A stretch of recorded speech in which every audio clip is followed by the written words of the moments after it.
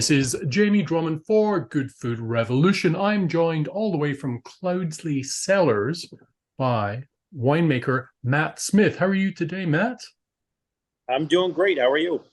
Fantastic. It's been a very busy Tuesday, but I'm very happy to be here speaking with you over the wonders of Zoom. Normally, we speak with the owner of Cloudsley, Mr. Adam Lowy, but I thought it was time to speak to the man who made the wine, Mr. Matt Smith. Now, please tell me what it was that inspired you to get into winemaking.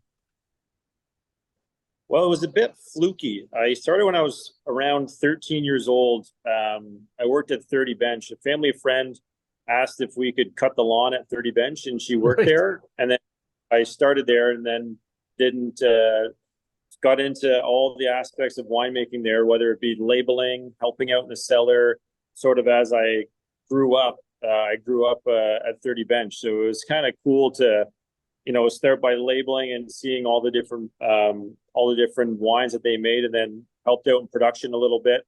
And And this was before was you there. could actually drink the stuff. Yep. So I was selling before it was even legal. I don't know how it was legal, but I did it. Okay, all right.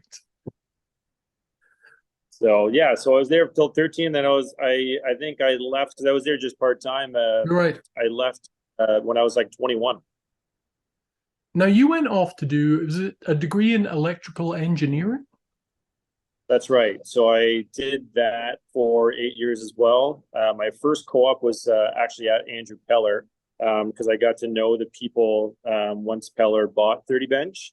I did my electrical internship in Grimsby there. But yeah, I did that for 8 years as well, and then got back into wine again. Now I have to ask you, by this point, were you actually a fan of the juice itself? Were you drinking wine at this point? I was, but not to the extent. I Right. started like when I was serving at 30 Bench, when I was legal. I started developing a taste for wine. But in my earlier 20s, I started drinking a little bit more of it. Um, and yeah, so when I was working, I got laid off a few times because the company I worked for was feast or famine, Okay. and that's how I got reintroduced back into wine again. And tell me about that reintroduction, because it involves you going on to do some further study in wine, right? That's right. I worked with Kelly Mason at Domaine Caylus, and Yes. Thomas Batchelder. So Kelly Mason was also the winemaker at my family's winery, Hansberger Estate. I see. So I started helping her out off and on, and then I was enjoying it so much that I ended up just quitting electrical, period, and went on and did a harvest with her in 2014. And then after that harvest, I liked it so much. I'm like, I gotta do this as a career. So I end up going to Niagara College for the viticulture program, and then did that. I think it was when you were at Niagara College that you bumped into Mr. Adam Lowy. How did that meeting come about? Well, it was when I was at Domaine Caylus.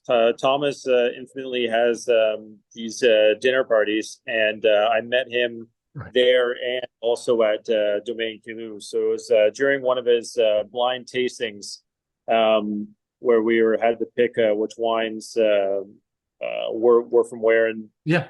generally we're all Pinot. But it was Adam and I were the last two, and that's how we sort of first hit it off. And then also met him again when the Cloudsley sort of was beginning to its virtual, because it started at Domaine Caylus. I Yeah. met him there as well. The first vintage was in 2015 when it was at Domaine Caylus. So you were there from the very beginning? That's right. So I wasn't working for him then, but it just sort of worked out. That's when I Ah, met right. him. I see. So it Yes, sort of yes. helped. I helped blend those wines and make them afterwards. And then once I finished school, he approached me because I got to know him from at Domaine Caylus, and excuse me, he approached me before I finished the program, and and asked if I wanted to come on and do the project with him, and I've been here ever since. Well, it's interesting. Adam is quite the fine blind taster, so he must have been quite impressed that you were up against him in that very informal setting, blind tasting. So I can see why he took you on board, most certainly.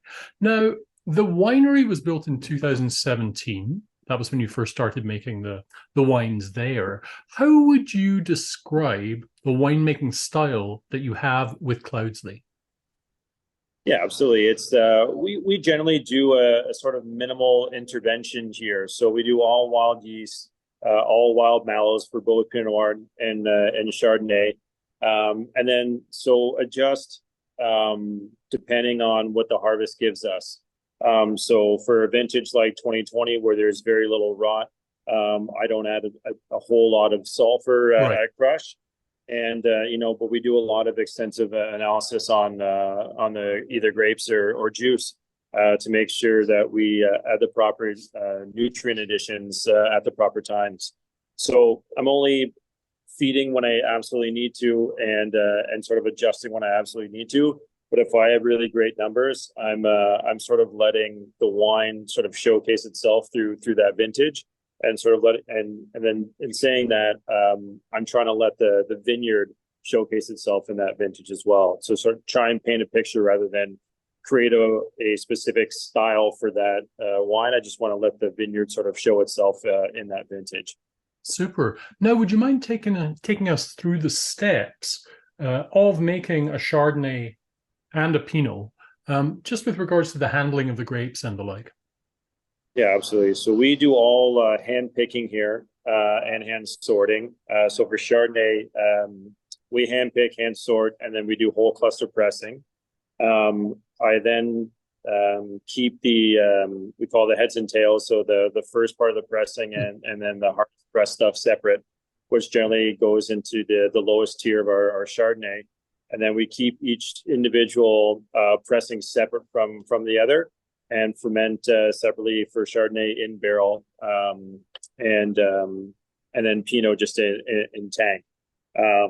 So for Chardonnay, I try and let it start in tank, and then go into barrel, and then let it do a full fermentation in the barrel, and then keep it on gross lees until we do our blending and just before bottling. So in a more of a reductive style. What I generally do no lee storing for Chardonnay whatsoever. And when I'm racking, I like a little bit of like a bit heavier NTU, but generally just because I like having some lees and not be super clean. Yeah. So I just find there's more complexity, and again with that reductive style.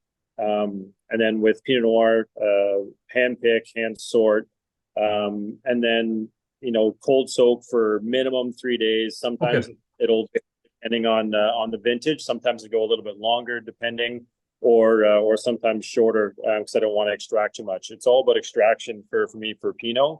I don't generally over extract. I want to be a bit on the lighter side, because I want the fruit to be the true expression rather than an over extracted kind of clunky Pinot. So and then post maceration, we generally, again, it'll depend on the vintage, because sometimes we can have a Pinot that'll ferment for a week or so, but then we'll leave it on skins for another week or two, or sometimes 3, and we just make that choice on a tank to tank basis, depending on how it's tasting, depending on analysis of it finished, if it's VA starting to creep, or etc. There's a bunch of different things that we're sort of focusing on, but we just on a day-to-day basis we're tasting through and making those decisions. So it's always when the wine's tasting the best, and we don't find that it's improving anymore, that's when we're getting it off skins and doing pressing for Pinot. One of my favorite things about all of the wines across the range from Cloudsley is you're not afraid to allow the wine to speak to the vintage. I think the vintage really shows in all the Cloudsley wines.